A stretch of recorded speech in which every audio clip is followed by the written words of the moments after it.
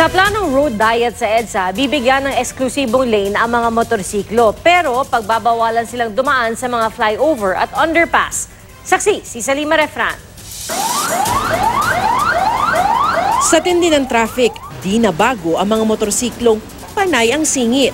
Si Loy na 3 taon ng express delivery rider, ilang beses na ring nalagay sa alanganin dahil sa gitgitan sa traffic. Aksidente, mga sasabit, yung biglang ikakat ka ng ibang mga sasakyan kahit nasa motorcycle lane ka. Kaya para raw gawing mas ligtas ang pagbiyahe, magtatalaga na ng isang lane sa EDSA ang MMDA na eksklusibo lang talaga sa mga motorsiklo.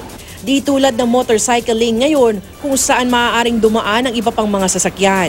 Sa balak kasing road diet kung saan ninipis ang 5 lane ngayon ng EDSA, magkakaroon ng dagdag na lane na 2 metro lang ang lapad.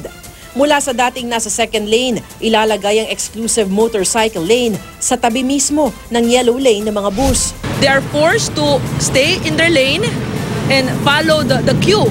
Mas malilesen ho yung aksidente. And mai-instill ho natin yung disiplina sa mga motorista.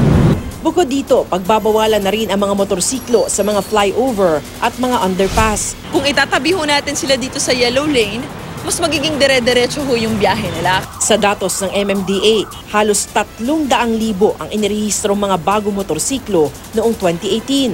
Dahil dito, umaabot na sa mahigit 250,000 sa ngayon ang bilang ng mga motorsiklo sa Metro Manila. Pabor naman kaya sa panukalang ito ang mga rider?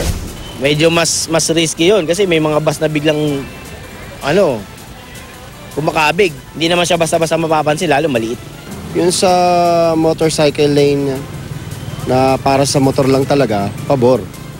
Pero syempre dapat mas pag-isipan nila na yung sa tamang posisyon. Kailangan po yun kasi nahihirapan po kaming mga nakamotor kasi kinakain ng sasakyan yung motorcycle lane. Kadalasan sa mga bus po kasi natin ngayon, ma'am, pasingit-singit po kasi.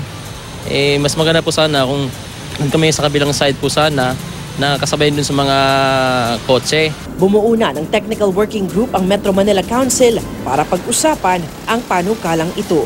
Ako si Salima Refran, ang inyong saksi.